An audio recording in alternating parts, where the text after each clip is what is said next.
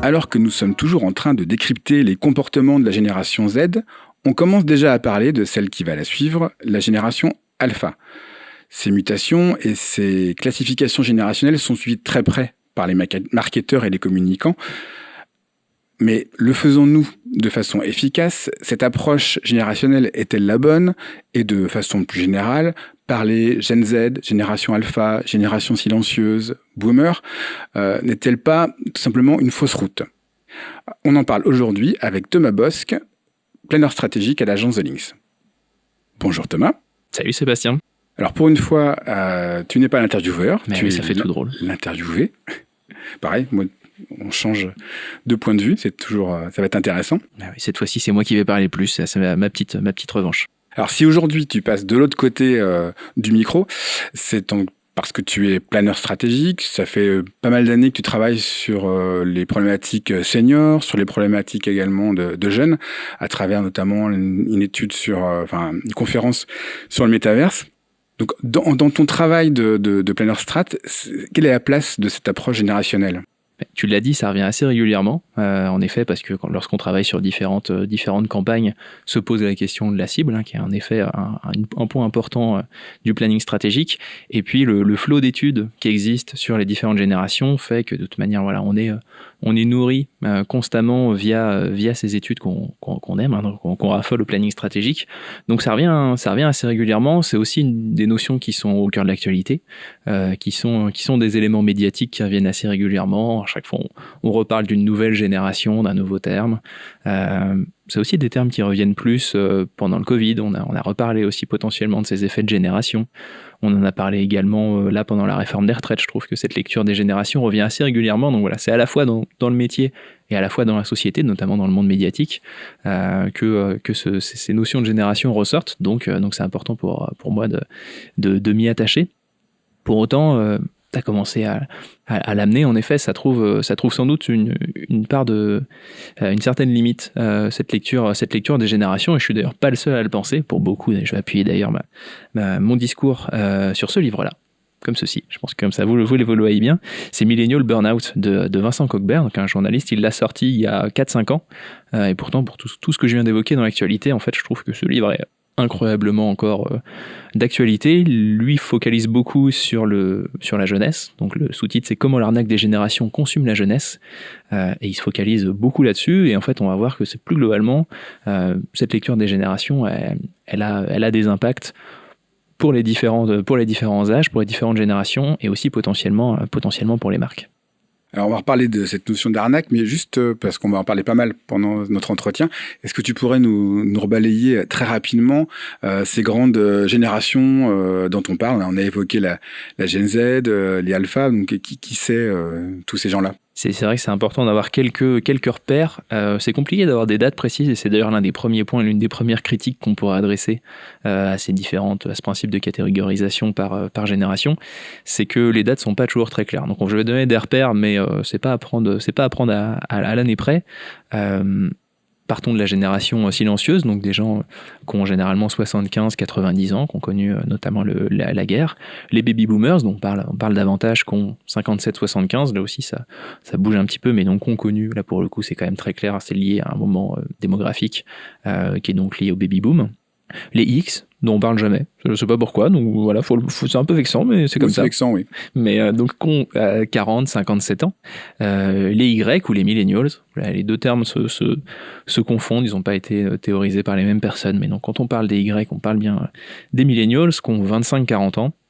Là aussi, ça tend naturellement à bouger.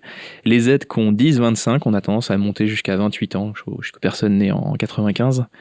Là aussi c'est fluctuant, et les alphas dont tu as raison, on commence à parler, qui ont aujourd'hui moins de 10 ans à peu près. Voilà, ça donne quelques repères: génération silencieuse, baby boomers, X, Y, Z, alpha. On a hâte de voir les bêtas. Ils seront pas contents en effet. Donc tu parlais d'arnaque, notamment autour de, prenons l'exemple des millennials. C'est quoi, quand on parle d'arnaque, pourquoi y a un souci, pourquoi c'est quoi les clichés qui sont associés à cette approche générationnelle? Et pour beaucoup, en effet, c'est une arnaque parce qu'on fait ces raccourcis.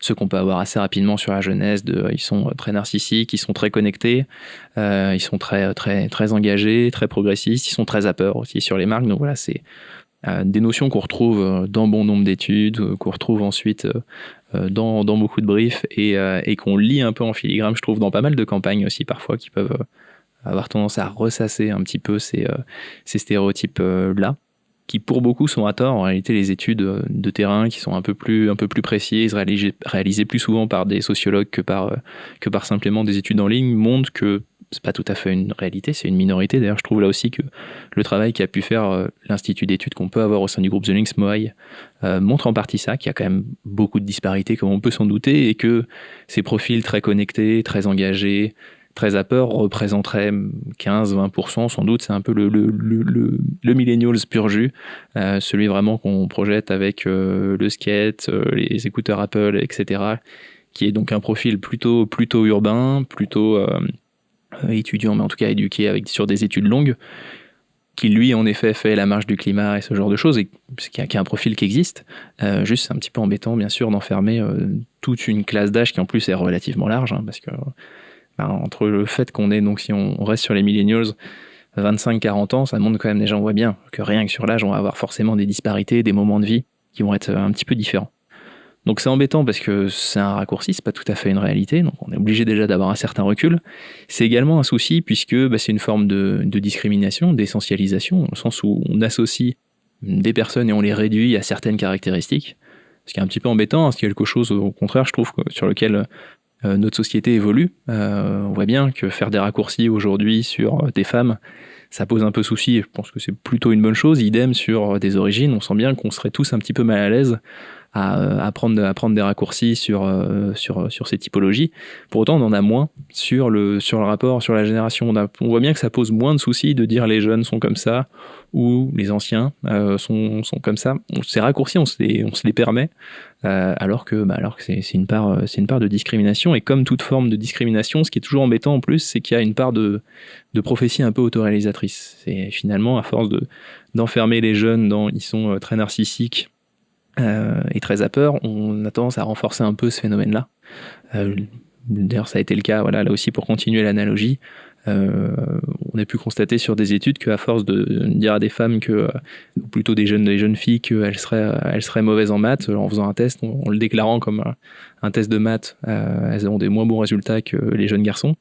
Ce qui n'est pas le cas quand on le présente comme un test de logique. Donc il y a une forme en fait où déjà nous, individuellement, chaque génération va s'enfermer un petit peu dans la définition que la société lui impose, ce qui renforce en plus un petit peu cette réalité. Et c'est pour ça que la place médiatiquement que prend cette lecture générationnelle est problématique, parce qu'elle nous réenferme dans des carcans, là où justement je trouve que sur la masculinité, sur la féminité, on tend à ouvrir un petit peu, à sortir de certains clichés de genre par exemple. Sur l'âge, peut-être que ça se renforce, ou en tout cas on n'avance pas assez vite. Justement, tu parles d'âge, en fait, là on est plus sur une logique d'âge que de génération, parce que les raccourcis que tu évoques, ils étaient valables aussi pour les Y avant, ce côté hyper connecté, égocentrique, ça a glissé sur les Z. On peut imaginer que demain ça glisse sur les alphas. Donc comment tu l'expliques ce glissement? En effet. Il y a, et d'ailleurs à la base, le moment où le terme millennials est arrivé, c'est en 93, et ça vient pas. Là où vient le terme, ça vient pas du monde de la sociologie, ça vient du monde de la communication, ça vient d'Advertising Age, qui crée ce terme-là, et donc qui le définissent en effet avec tous les raccourcis qu'on vient d'évoquer. On voit bien que ce décalage, il a aujourd'hui lieu sur les Z, donc les mêmes, ils sont narcissiques, connectés, zappeurs, mais quand même engagés, et ils aiment les marques pourvu qu'il y ait aussi un engagement. C'est des choses qui sont en réalité beaucoup plus liées à un âge où on a besoin de se définir, où on est aussi peut-être plus perméable quand même à une forme de nouveauté, beaucoup plus que le fait d'être lié à une génération, donc le fait d'être lié à un certain âge finalement. Oui, on saura que ces mêmes caractéristiques, on va sans doute les projeter sur les générations futures.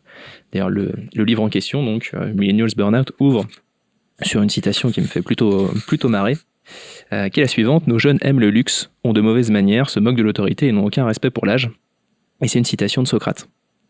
Donc ça montre bien que ces mêmes raccourcis, un petit peu du côté rebelle, du côté aime le luxe, de l'aspect un peu narcissique dans l'image, etc., sont des choses qui sont intimement liées au fait d'être jeune et donc de chercher à se définir.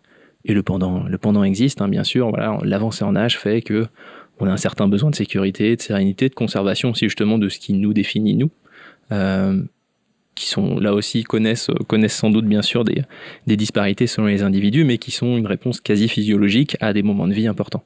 Ça, c'est des choses qu'on a pu travailler en détail, notamment le moment évoqué nos travaux sur les seniors. On a pu voir qu'il y a des moments de vie, des phases où l'avancée en âge, où on devient potentiellement un peu plus dépendant, qui crée naturellement, qui change un petit peu une part de notre vision qu'on peut avoir du monde et donc potentiellement aux marques. Mais sans faire injure à Socrate, qui nous écoute probablement, il y a quand même une différence entre être jeune sous l'Antiquité et être jeune en 2023. Avoir 20 ans, il y a comme des spécificités au-delà de l'âge liées au moment où on vit. Tout à fait, il y en a sans doute. Elles sont pas évidentes à trouver pour une raison, c'est le principe de l'analyse des générations, c'est longtemps fait a posteriori.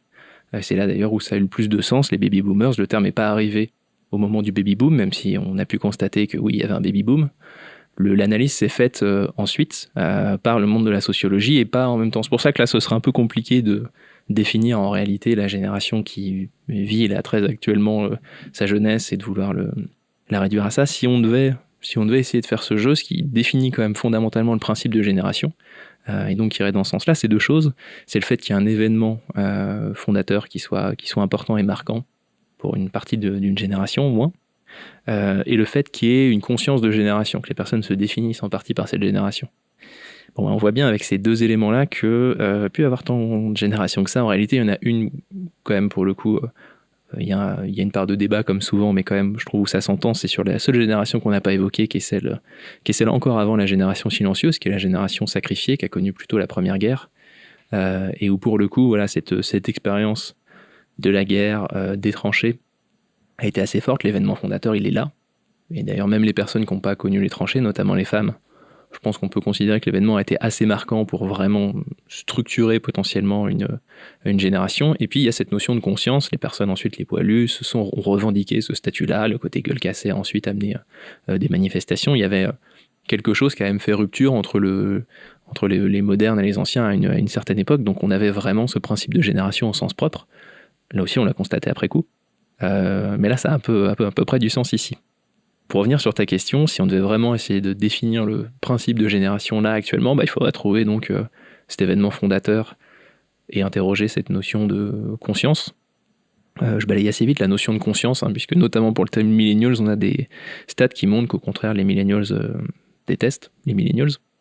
Parce que justement, pour beaucoup, en fait, pour l'immense majorité, la définition qu'on en fait, le carcan ne les représente pas du tout. Donc la notion de conscience, ça part assez vite. Je pense que voilà, beaucoup ont conscience que c'est un effet médiatique et se ne ressentent pas comme millennials. Je pense que même si j'ai pas de statistiques, je pense que c'est le cas aussi pour les autres générations. Et pour le premier élément, pour ce qui serait de l'événement un petit peu fondateur, c'est pas évident de savoir qu'est-ce que là on n'a pas. C'est là où on a, à mon sens, pas assez de recul. On peut imaginer, on peut se projeter un petit peu, mais on manque d'éléments, quoi. Il y a le Covid, il y a la finale perdue contre l'Argentine en Coupe du Monde. Le coup dur. Je pense que c'est des choses qui vont être des traumatismes. C'est le second va laisser une cicatrice, c'est certain.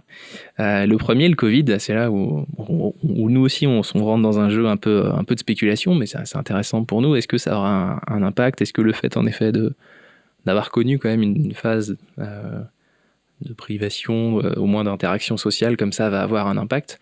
Comme ça a pu en partie avoir le cas, on sait que voilà, le côté génération silencieuse, il y a eu une volonté des personnes qui ont connu les tickets de rationnement, de conserver, d'imaginer potentiellement de se préparer au pire, ce qu'on n'a pas vu ensuite chez les baby boomers. Donc c'est vrai qu'il y a eu des pratiques de consommation très différentes.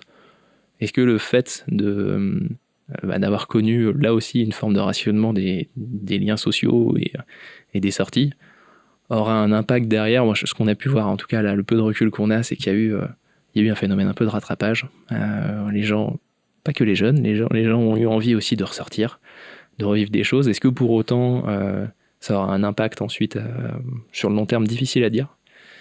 L'autre aspect que je vois, mais il est plus long, il est plus diffus, c'est pas évident pour moi, c'est l'impact que peuvent avoir les réseaux sociaux.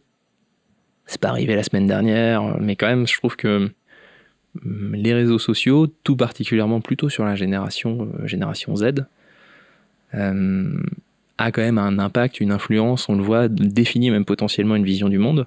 On s'en rend compte aussi d'ailleurs avec potentiellement des effets de bulle qui renforcent le complotisme chez les plus jeunes. Donc c'est pour ça qu'on voit quand même que ça a un impact réel sur leur vision des choses, du monde, et donc demain leur rapport à la consommation et aux marques.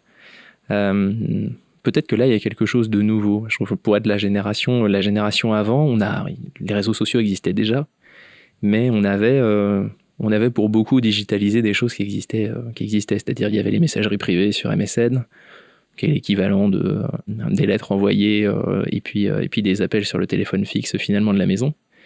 Et de l'autre côté, on avait le côté Skyblog, qui est l'équivalent plus du côté journal intime, ou la chambre finalement avec les posters. On n'avait pas quelque chose de si nouveau que ça à certains aspects. La dimension sociale, elle n'était pas si forte que ça. Là où les médias sociaux, volontairement je parle ici de médias sociaux plutôt que de réseaux sociaux, avec cette vision très descendante que peut avoir TikTok, très personnalisée, qui fait qu'on peut avoir vraiment un effet de bulle et une vision très différente, pour moi, est quand même assez nouveau. Et on l'avait pas sur des personnes qui ont une trentaine d'années. Je trouve que des personnes qui grandissent avec ça, peut-être que demain on se rendra compte que ça a eu un impact Je pense important. qu'on peut aller même plus loin parce que l'hyperconnectivité, au-delà des réseaux sociaux, l'hyperconnectivité, sans raconter ma vie, mais entre mes enfants qui ont un peu plus de 18 ans et puis les enfants de ma compagne qui en ont 12-13, il y a une relation à l'écran, à la connexion, en fait, qui fait il y a déjà une rupture entre des gamins qui ont 5 ans d'écart. C'est déjà pas le même rapport à plein de choses. Donc après. Et tu vois ce côté très personnalisé qu'avaient sans doute pas en effet tes enfants pour le coup. Ils consommaient, ils devaient sans doute déjà passer du temps sur la console, sur le téléphone, mais pas avec cette dimension des réseaux sociaux en ligne. Donc c'est un rapport aussi aux autres qui est un petit peu différent. Après, ça concerne tout le monde parce que pour le coup, même si on n'a pas grandi avec, on est tous, toute génération confondue, on est tous impactés par les réseaux sociaux. Finalement, c'est pas cet événement fondateur que pourrait être l'apparition des réseaux sociaux n'aura pas forcément le même impact sur tout le monde, mais elle a un impact sur tout le monde. Ouais. Donc en fait, cette logique de génération, elle est, on est plus, comme tu le disais, sur une logique d'époque là, par rapport à ça. C'est ça. C'est l'un des points qu'il faut dissocier. On parle beaucoup justement de ces générations, et donc il y a un effet de génération qui s'entend. Donc avec ce qu'on a vu, le fait d'être lié à une même époque qu'emmènerait un événement fondateur et une forme de conscience de génération. Ça, c'est l'effet de génération. Et il y a en effet un effet d'époque, des choses qui sont intimement liées, qui nous traversent tous, qu'on vit tous, et donc quand même, le Covid, à première vue, ça nous a quand même tous impactés, pas tous au même niveau, et pas que pour des histoires d'âge. Et les réseaux sociaux, en effet, pour beaucoup, parce que le réseau social qui est sans doute, où la moyenne d'âge est, on sait, la plus âgée, c'est Facebook, et pour beaucoup, Facebook, quand même, ça devient Facebook Watch. On n'est pas si éloigné, en réalité, d'un usage plus jeune que on pourrait avoir sur un TikTok, un YouTube Shorts, ou sur des Reels sur Insta. Donc, en effet, il y a des choses qu'on associe aussi, et sans doute des biais qu'on associe beaucoup un peu au dernier arrivé, de se dire si ce truc-là c'est nouveau, c'est que ça doit arriver avec les dernières personnes, ça fait partie des biais cognitifs qu'on peut avoir, et donc on associe la nouveauté à la jeunesse, à tort, alors qu'il y a des choses qui nous touchent tous. Donc c'est en effet l'une des autres limites. C'est pour ça qu'on focalise sur ces générations, c'est l'effet nouveauté.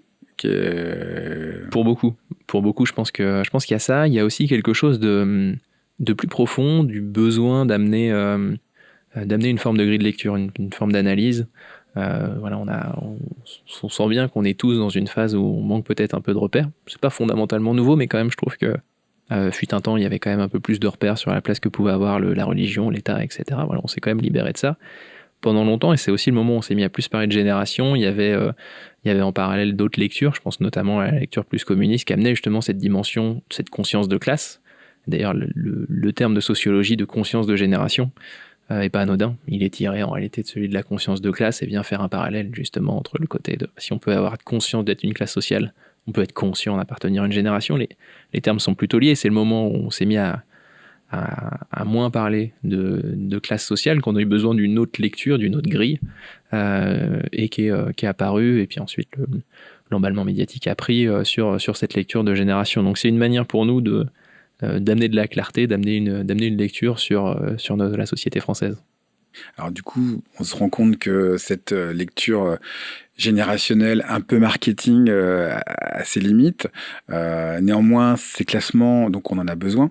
Malgré tout, pour travailler, pour plein de choses, pour les médias, pour les personas, même voilà, pour des stratégies de contenu, pour identifier des insights, etc., etc. Si on voulait avoir une approche un peu plus fine de cette classification qui dépasse un peu ces Gen Z, comment on s'y prend pour avoir une grille de lecture? Mais on sent en effet que c'est pas évident, parce que même nous, ça y est, on a nos réflexes, c'est-à-dire ces notions de génération, elles ont infusé.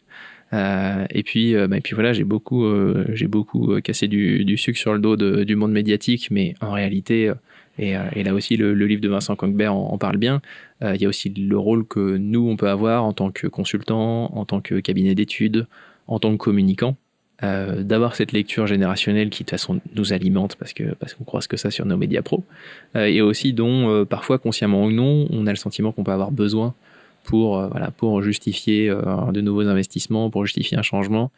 Malgré nous, voilà, on a ces réflexes un petit peu de tel consommateur est mort, vive le second. On a besoin de ces effets un peu de révolution permanente qui sont amenés par la sphère médiatique, mais dont parfois on se fait à tort le relais, et ce qui fait que sans mauvaise volonté de notre part, je crois que parfois on est de mauvais guides. Donc il y a un besoin de sortir de cette unique lecture, qui là aussi a du sens. On l'a vu, voilà, l'effet de génération, c'est quand même une des lectures, c'est juste que ça peut pas être la seule, elle a aujourd'hui trop de place.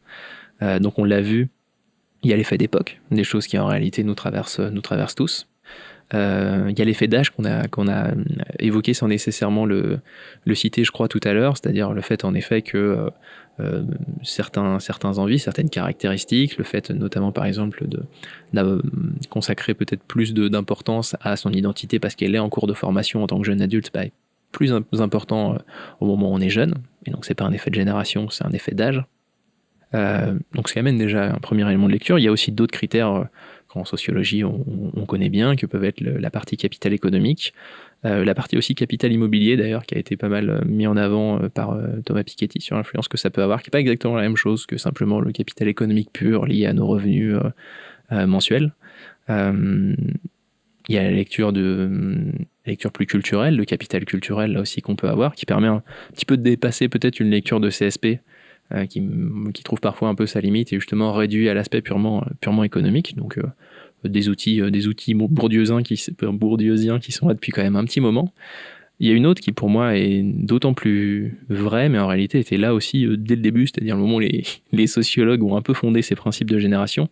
Ils voyaient déjà tout de suite la limite, que ce soit en termes de classe, et l'un qu'ils voyaient aussi, c'était celui de lieu d'habitation, de localisation, et je trouve que c'est très vrai aujourd'hui. Voilà, on a beaucoup parlé de la France des Gilets jaunes, etc., qui pour moi, d'une certaine manière, peut-être pas toujours hyper clair, amenait ce point que la réalité est jamais on n'a pas une seule manière de vivre la ville ou de vivre la campagne et les périphéries. En réalité, là aussi, il y a plein de disparités, mais quand même, cette lecture est un autre critère complémentaire qui amène pour moi quelque chose. Et puis, ce qui est d'autant plus compliqué, notamment d'un point de vue média, mais qui est essentiel pour moi en tant que communicant, c'est de se rapprocher davantage des usages et des communautés, des centres d'intérêt que les gens peuvent avoir. Je pense que ça dit beaucoup plus de choses de nous, en réalité. Le fait d'avoir 20, 40, 60 ans, on peut le vivre de plein de manières différentes. À l'inverse, par exemple, je trouve que le fait de vouloir absolument faire un jour vivre un voyage en Inde, le fait d'être fasciné par la science-fiction, ou le fait de faire couramment des paris en ligne, je trouve que c'est à la fois trois usages, trois pratiques, ou trois aussi un peu communautés émotionnelles, qui disent beaucoup plus de choses de nous, et c'est aussi derrière des univers qui définissent beaucoup plus notre rapport qu'on peut avoir à la consommation, le rapport qu'on peut avoir aux marques. Donc voilà, c'est ces notions d'usage, de communauté, mais qui obligent à avoir une cible plus précise, parce qu'en effet, le moment où on va cibler les fans de science-fiction, en reprenant par exemple leur code dans des prises de parole, en essayant d'aller aussi sur des événements, en essayant de se rapprocher de communautés plus précises, on a un travail qui qui nous permet pas l'aspect mass média de on va cibler les plus de 50 ans. Non, on sent bien qu'on est plus précis que ça. Et peut-être que ça oblige à multiplier aussi les prises de parole, mais on s'adresse beaucoup plus aux individus parce qu'ils provoquent de l'émotion chez eux. On l'a dit, assez peu se définissent comme simplement le fait d'avoir un certain âge. D'ailleurs, beaucoup, en avançant en âge, n'ont pas l'impression d'avoir leur âge biologique. Beaucoup se perçoivent comme plus jeunes, déjà. Et puis, finalement, les gens n'ont pas envie d'être enfermés dans cette case-là. Ils ont envie qu'on parle à ce qui chez eux, provoque de l'émotion, ce qui les définit en partie, au-delà simplement de leur statut socio-pro. Donc, se rapprocher de ces usages, de ces communautés, pour moi, c'est une partie de la réponse qui est complémentaire de la lecture des générations, plus globalement des âges. Donc, génération, oui, avec plein de nuances, en n'oubliant pas que c'est aussi d'abord un âge, une époque et des communautés. Si on veut enrichir la grille de lecture. C'est ça. Ça permet d'avoir à la fois plus d'outils et sans doute une vision plus juste. Je trouve que c'est assez vrai là-dessus. On voit bien la limite qu'on a notamment sur les personas. Quand on fait ce travail de cet outil, on voit bien qu'assez rapidement, le premier truc sur lequel on bloque, c'est un homme, c'est une femme, peut-être en premier, quoique. Et le deuxième, c'est quel âge a notre profil, notre persona. On sent bien qu'on bloque assez vite là-dessus, et finalement, souvent, tout le reste de ce qu'en tire est plus ou moins une barre de clichés où on repose la même chose. Donc, s'il a plus de 50 ans, nécessairement, il doit être sur Facebook et écouter Europe 1. Finalement, ce qui est en partie vrai, statistiquement, mais on a tendance, à avoir du mal à dépasser ça et aller chercher des choses qui sont singulières et qui pourtant nous permettraient sans doute, et permettraient donc aux marques d'avoir un message qui soit là aussi plus fort, plus singulier et surtout plus émotionnel. Ok, Thomas. Le boomer que je suis remercie le Y que tu es. Et nous invitons tous nos éditeurs à retrouver les autres podcasts UV sur le site thelinks.fr. À très bientôt.